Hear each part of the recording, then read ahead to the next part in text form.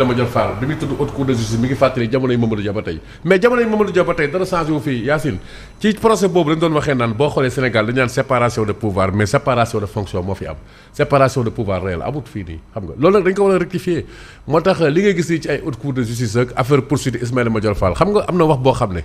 boo ko déggee rek nga xam ne lii yanwul maanaam man maa ger nit kooku kay amul crédibilité yow en tant que journaliste information bi bu ñu la ko andilee ki lay jox information bi da ngay xool na source bi crédible na d'abord mais source bi bu amul crédibilité am nga mille chance que information bi du am crédibilité déjà foofu la yëpp a faussé man maa ger kay xam nga loolu wax jooju yarul maanaa Yacine par delà Ismaïla Madior Fall keroog wax naa la bi ñuy mujj fii ci plateau ma ne il faut faire le procès ci Simon Faye laa ko doon waxee il faut faire le procès des procès après faire le procès du projet parce que comme ñoom seen projet bi yëpp affaire projet kese la woon ak boole ak yooyu ak weejee ak yooyu boobu tey ñu xool poursuite yi fan la ñu yóbbu ñu fenn lu dul dafa tardel réew mi dafa tardel réew mi moom nga gis si cas Mansour Faye moom nga gis si cas Farba Ngom te lii lañ waroon éviter parce que boo xoolee ki lee di Ousmane Sonko ak waa Pastef leen may doole xam nga mooy lan mooy ñaawtee fi nguuru Macky Sall ci justice parce que quoi qu'on puisse dire mënuñu ma convaincre ne Karim Wade li ñu ko doon toppee du lu dul nërmel benn adversaire politique ak lu mu munti def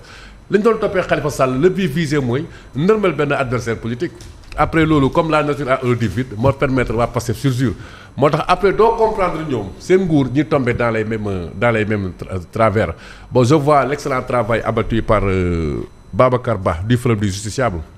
qui se propose de saisir la justice internationale parce que xam nga fii justement loolu la ñuy décréter tey mooy li ñu tuddee ci droit international garantie procédure yi fii vous n'avez pas la garantie des procédures loolu tam muy ñombee mu rëy Yacine parce que Sénégal dafa ratifier ay convention yooyu xëy na du leer ci askan mais il faut ñu leen koy leeral na ne yoon fii ni muy doxee dafa am lu ko tënk au plan international dafa am les pactes sur les droits civils les pactes sur les droits politiques les pactes sur les droits économiques par-delà ça dafa am la charte des Nations Unies dafa am ay convention yoo xam ne nii depuis Mathusalem ba tey dañ ko signé Sénégal tënku ci loolu dafa lié Sénégal Yacine moo tax nga gis ci procès Karim Wade bi ñu demee ba ci biir affaire coow bëri xam nga dañuy saisir ONU ba fii itam am na ñoo xam ne peut-être ils vont saisir les juridictions internationales justement pour faire respecter li nga xamante ni moo di garantie procédure yi mais garantie procédure daal dafa am lu ko jiitu mais réew mi dañoo sonn ci ay feuilleton dañoo war a jublu ci ay feuille de route parce que mine de rien avec ce gouvernement on ne parle plus même de dette cachée réussir nañ à nous faire oublier ça te loolu moo yóbbu tey réew mi ci guuta ñu nërmel ko inondation yaa ngi nii taxaw amul koppar boo xam ne mën nañ ko ci def tey parce que amuñu xaalis ndaw yi liggéeyuñu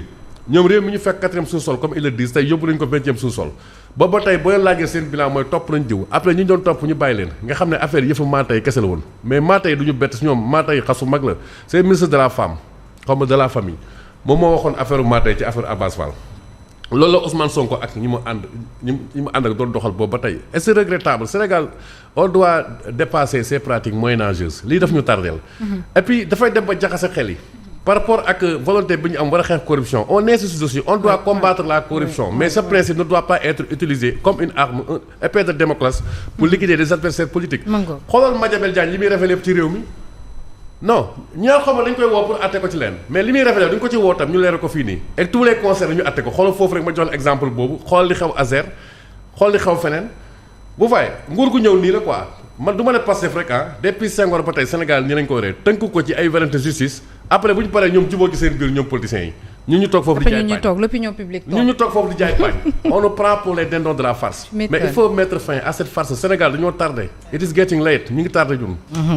alors Pierre Simon est-ce que affaire bi tey doit may répercussion sur la lutte contre la corruption au Sénégal peut-être oui mën na cee am mais man li ma gën a inquiété mooy waxoon nañ ko fi on a perdu trop de temps apparemment avec ces dossiers bi ñii di doog a indi seen reddition des comptes man par exemple alerté woon naa ma ne leen nañu jël exemple ci jamonoy surtout Macky Sall surtout Macky Sall parce qu'on a mis 2 ans à brandir un dossier ou une politique de reddition des comptes c'était la traque des biens mal acquis finalement fan la mujjee on a mis 2 ans 3 ans yoo xam ne loolu lañ fi xëyee woon ci réew mi di ko xëyee di ko gontoo di ko fanaane fan la mujjee Karim Wade après génn na réew mi boobaak léegi mi ngi foofu toog et ça nous détourne des urgences yi nga xam ne moom moo fi nekk ces dossiers judiciaires là très souvent quand un nouveau régime arrive c'est juste sous-tendu par des velléités politiques parce que ñi fi nekk il faut ñu joxe gage pour ñi nga xam ne ñoo leen votel surtout ñii nga xam ne dañoo gëmloo nit ñi ne ñi fi nekkoon dañoo sàcc dañoo luubal. ñi fi nekkoon jubuñu yàq nañu alalu réew mi ñi fi nekk jubuñu ndax bu ngeen duggee seen kër fekk fa ay coffre-fort xaalis donc il fallait bien donner des gages aux citoyens ne leen kat lii lañ leen doon wax kon ñii la woon dañ lañ leen topp mais depuis lors loo gis presque dossier yu bëri yoo xam ne yëkkati woon nañ ko fi eh bien alors 2 ans après fii lay mujjee. Exemple le frère à Doudou Ka bu dee liñ ci wax moo ci ne c'est très grave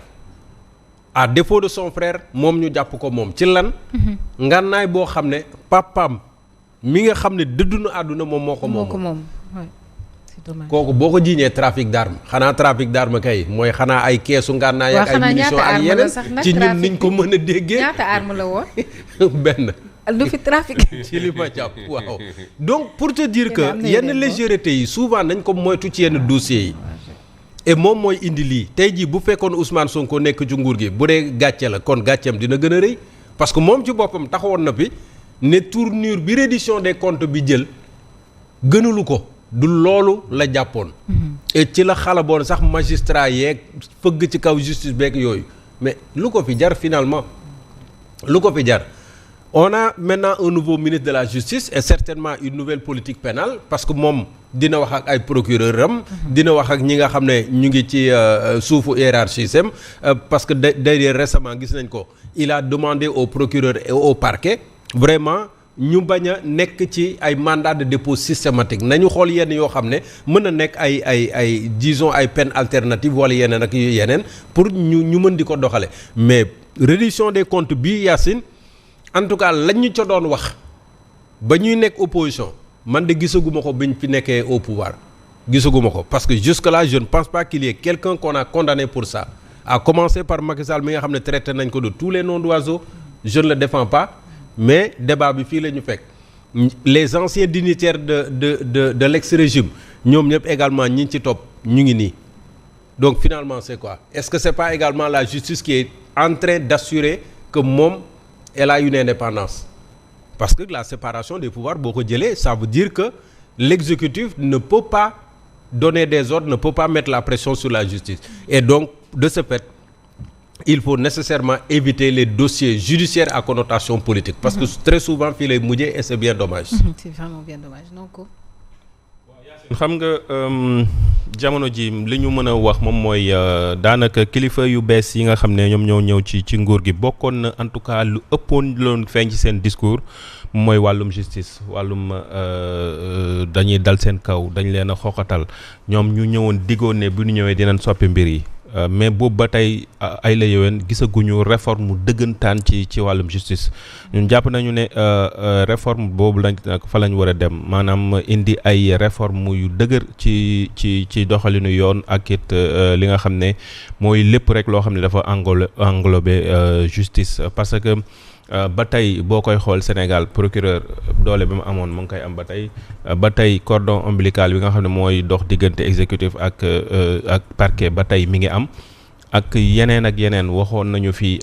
li nga xam ne moom mooy juge des libertés ak yeneen donc ba tey réforme dëgg-dëgg yi nga xam ne ñu ngi koy xaar peut-être je ne sais pas ndax mi ngi ci yoon bi wala nekkul ci yoon bi mais yooyu la ñuy xaar parce que tey booy xool coow li ak yi ñuy wax nii déjà mbirum Ismaïla Madior Fall mbirum Babacar Ba di clamer ONU c'est parce que boo gisee sax peut-être le président du Forum du justiciable di dem di clamer ji c'est parce que justement lii di haute cour de justice amul li ñuy wax double degré de juridiction maanaam moom bu la àttee rek c'est fini abaana amoo possibilité def recours te loolu tamit vraiment ci jamono ji loolu vraiment dëppoowul ak yelleefu waaw justement moo tax réforme yi ma doon wax il faut que ñu dem ci te réforme yi bokk na ci aussi ñu réformer li nga xam ne moom mooy haute cour de justice parce que Ismaïla Madior Fall mi ngi koy wax ci benn quotidien 62 ans après ginnaaw Mamadou Dia moom la ñu ñëw yóbbuwaat haute cour de justice mais composition haute cour de justice loolu dañ ko ci réforme dañ ko war a réformer parce que bu deekee ay député yoo xamante ne bi ñëpp xam nañ Sénégal ne député yi parti politique moo leen fa yóbbu donc da ngay am camp politique da ngay am connotation politique tey ñan ñoo fa nekk ay Amadou Ba bu Pastef ñoo nekk ci foofu ak ay Ayib Daffé ak ñeneen y a également peut-être Abdou Mbow mais juróom-ñett la député yoo xam ne ñu ngi ci biir haute cour de justice mais ñi ci bëree bëri Pastef la ñu bokk. Donc am nañu connotation donc ñooñu amoon nañu peut-être benn dent boo xam ne jàppaloon nañu ko peut-être ministres yi nga xam ne ñoom la ñu traîner haute cour de justice est-ce que boobaa ñooñu bu ñu rendre verdict te verdict boobu mënoo see dellusiwaat est-ce que tamit nit ñi duñu am ay li nga xam ne moom mooy xel ñaar parce que jàpp ne mbirum politique la mbirum defante la donc jàpp nañu ne yooyu la ñu war a changer c'est vrai que booy xool haute cour de justice 3 phases la parce que première phase de mise en accusation la c'est vrai loolu tamit ba tey mënoon ci gis connotation politique aspect politique mais am na phase instruction foofu moom allé yoon également li ñu mën a wax moom mooy ay magistrats dëggantaan ñoom ñooy def instruction yooyu noonu mais après procès bi moom moo ci topp donc mais jàpp nañu ne daal nañ ko réformer parce que loo xamante ne bi depuis 1962 ans après lay door a amaat procès ça veut dire que législature bu ñëw di nga parce que loi moo ko wax di nga teg haute cour de justice mais mën nga dem te doo ko jëfandikoo puisque nag liñ koy jëfandikoo bariwul mais nañu ko càmbar réformer ko ba nga xamante ne bi bis buñ ko soxlaa ba activer ko mais du am benn xel ñaar ci mbirum politique da ciy lax wala du ci lax li ñuy accuser ay Ismaïla Madior Fall ak yooyu moom bon déjà man moom bu fekkee ne nit moom moo la accuser ne la dama laa guerre ñu demaat ñaari fan ñetti fan mu ko doon def keneen far ñu tëj ko kooku moom ay waxam vraiment bu ma doon tànn moom vraiment damay tànn parolu Ismaïla Madior Fall parce que koo xam ne def na ko defaat ko récidivé donc moi je pense que yoon peut-être après dina ci wax li ñu ci war a wax mais daal nañu dem en profondeur ci réforme justice indi fi juge des libertés réformer haute cour de justice ak yeneen yoo xamante ne vraiment war nañ ko dépasser parce que moom vraiment juridiction boo xam ne mënoo def appel loolu moom xel dangoo ko. Très bien.